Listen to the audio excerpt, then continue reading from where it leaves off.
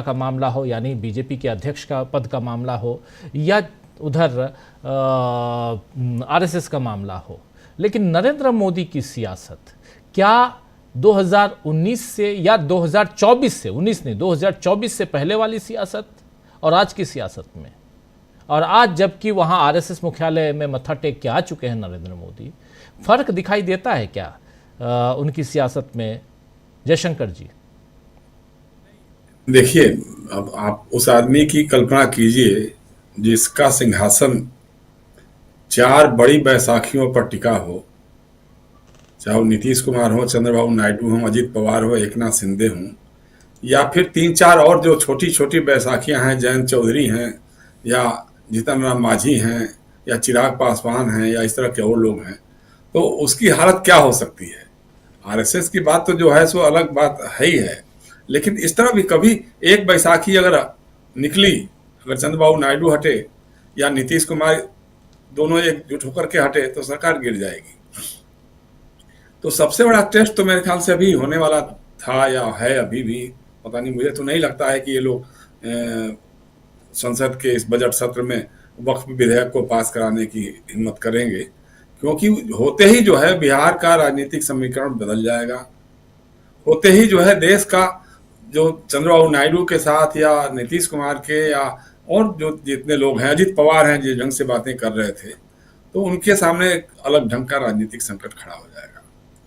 दूसरा ये कि जैसे अभी प्रशांत जी क्रोनोलॉजी समझा रहे थे दीक्षा भूमि अम्बेडकर साहब का, तो ये तो आरएसएस की मानसिकता में, सोच में है। आप एक क्रोनोलॉजी भूल गए।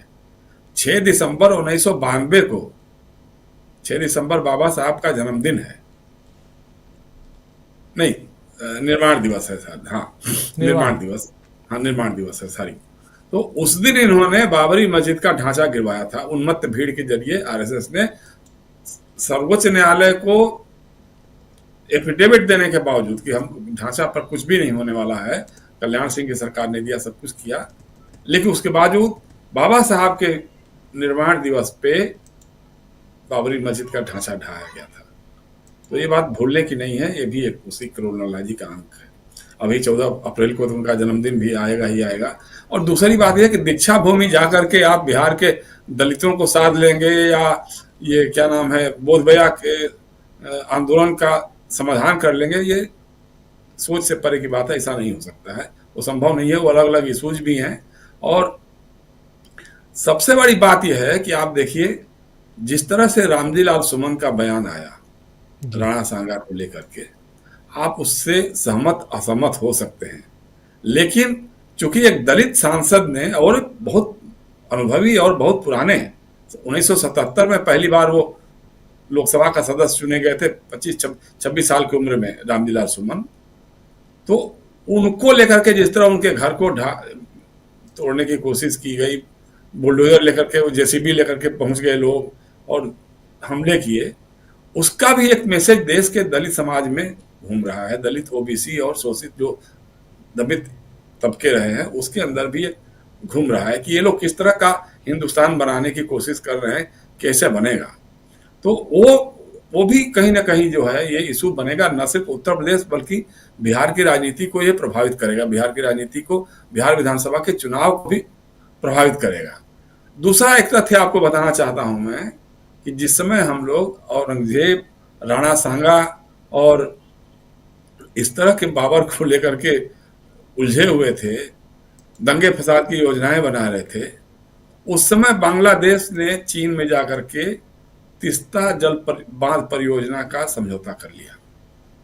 अब नतीजा क्या होगा कि चीन हमारे पूर्वी बंगाल के इलाके से लेकर के जो लगती है सीमाएं, वहां तक वो अपनी घुसपैठ आराम से बना सकता है, सड़क मार्ग सब कुछ बन जाएगा। इस पर हमारी सरकार का ध्यान नहीं है। भूटान हमारे उलझन से कब्जे में नहीं है। भूटान को भी अब चीन ज्यादा हमसे ताकतवर और मददगार नजर आता है। पाकिस्तान के साथ हमारे जो रिश्ते हैं ही हैं। नेपाल के साथ भी उस ढंग के रिश्ते नहीं रह गए। मालदीव है या जो भी हमारे पड़ोसी देश, श्रीलंका है, हर जगह चीन का दखल धीरे धीरे बढ़ते चला जा रहा है और आप कुछ कर नहीं पा रहे हैं। आप वही बस हिंदू, मुसलमान, औरंगजेब, राणा सांगा और ये सब में उलझे हुए हैं, लगे हुए हैं।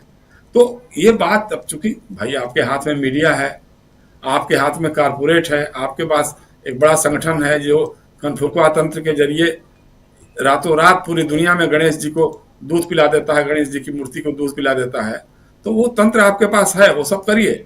लेकिन देश का जो नुकसान हो रहा है, जो आर्थिक प्रगति और विकास ठप हो रहा है बिहार में, मतलब आप कल्पना कर सकते हैं क्या इसी नीतीश कुमार और बीजेपी की सरकार में कितने पुल गिरे हैं जी, कितने बांध गिरे हैं, ध्वस्त हुए हैं।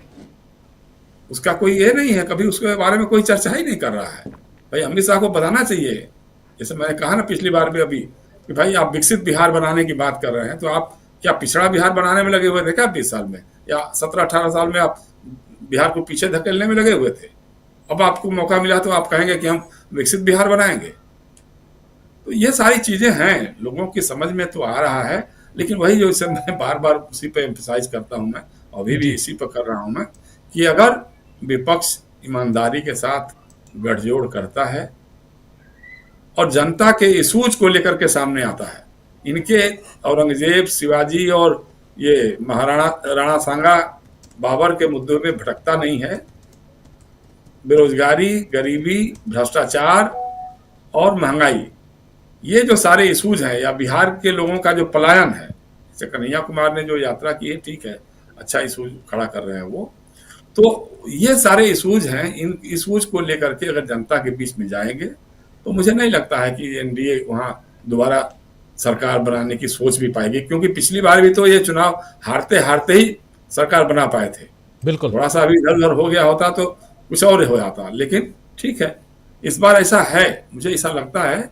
और बैसाखियां जो हैं धीरे धीरे दरकने की स्थिति में आ गई हैं। बैसाखियां, उनके नीचे जो बैसाखियां लगी हुई हैं, वो कब किस सवाल पे पलट जाएंगी इसका कोई ठिकाना नहीं है।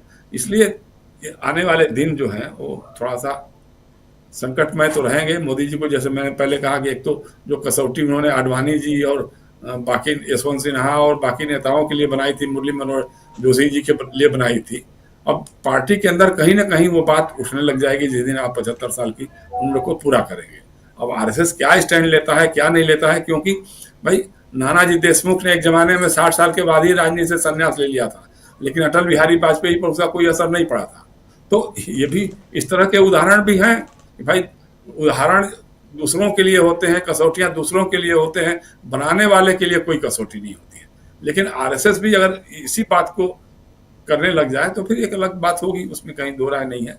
तो लेकिन यह है कि आने वाले दिन जो है राजनीति में थोड़ा सा उथल पुथल के दिन तो होंगे, और बिहार का विधानसभा का जो चुनाव है देश की राजनीति के लिए नए मानदंड तय करेगा। जी राजीव जी। जी बिल्कुल बिल्कुल, देश की राजनीति में आने वाले समय में आप उथल पुथल देखेंगे, ये तय मानिए। और लेकिन उससे पहले जो राजनीति में जो हो रहा है उस पर तो निगाहें टिकी हुई हैं। अभी ईद मनाई है।